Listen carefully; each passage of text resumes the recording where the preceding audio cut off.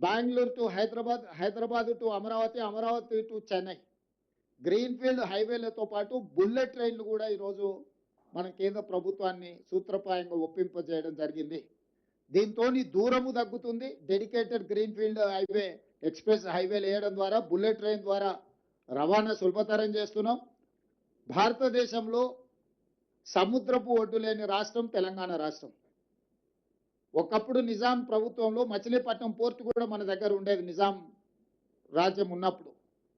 ఈరోజు మనం మచిలీపట్నం పోర్టు కూడా ఈరోజు కనెక్టివిటీ డెవలప్ చేస్తున్నాం.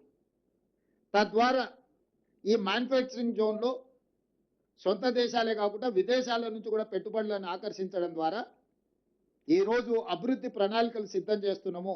ఇవాళ తెలంగాణ రాష్ట్రంలో ఒకే ఒక ఎయిర్పోర్ట్ ఉంది.